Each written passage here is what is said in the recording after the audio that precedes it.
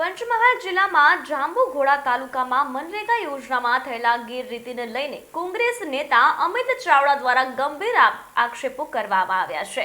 100 કરોડ રૂપિયાની ગેરરીતિ કરવામાં આવી હોવાનો આક્ષેપ કરાયો છે।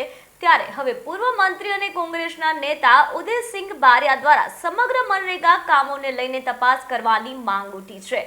કોંગ્રેસ નેતા અને પૂર્વ મંત્રી ઉદયસિંહ બારિયા દ્વારા આક્ષેપ કરવામાં આવ્યો હતો કે જાંબુઘોડા તાલુકામાં મનરેગાના કામો થયા છે, જેમાં ખોટા કામો થયા છે। ખોટા માપ લખીને બિલો બનાવી પૈસા ઉપાડી લીધા છે। એની તપાસ કરવા માટે 24 કલાકનો સમય આપું છું। 2000 જેટલા ગામોની તપાસ કરવી જોઈએ। કેટલા શેડ 513 થયા છે, તેમાંથી કેટલા તૈયાર છે તે તમે બતાવો। તેમણે વધુમાં કહ્યું કે મારી વાતમાં હું ખોટું હોઉં તો મને ફાંસીએ ચડાવી દેજો। ભાજપ રાજમાં સત્તાનો દુરુપયોગ કરીને નાના માણસોને દબાવવાની કોશિશ થઈ રહી છે, તે નિંદનીય બાબત છે। કેટલ શેડ, સંરક્ષણ દિવાલ, આરસીસી, પેવર બ્લોક, આરસીસીના કામો હોય તે જેટલાના તમે બિલ લીધા છે, જે માપ લખ્યું છે તે સાબિત કરીને મને બતાવો। આ જે કામો થયેલા બતાવે છે એની તપાસ કરવા માટે મારું કહેવું છે કે ખોટા માપ લખી અને બિલો બનાવીને પૈસા ઉપાડી લીધા છે, એની તપાસ કરવા માટે હું તમને 24 કલાકની મહેતલ આપું છું।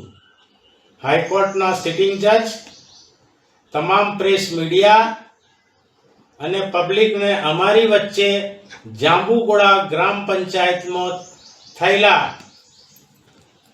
2000 જેટલા કામોની તપાસ કરો। કેટલ શેડ 513 થયા છે તમારા જાંબુઘોડામાં, એમાંથી કેટલા આજની તારીખે તૈયાર છે એ બતાવો તમે, અને એનું માપ કરીને તમે 24 કલાકની અંદર જો તમે સાચા હોય તો પુરવાર કરો। અને એમાં જો હું કસૂરવાર થઈશ તો સંત જોરિયા પરમેશ્વરને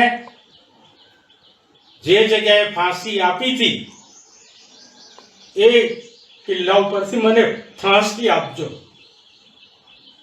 તમારો ભાજપનું રાજ છે અને ભાજપના રાજને સત્તાનો દુરુપયોગ કરી તમે નાના માણસોને દબાવવાની કોશિશ જે કરી રહ્યા છે એ નિંદનીય બાબત છે।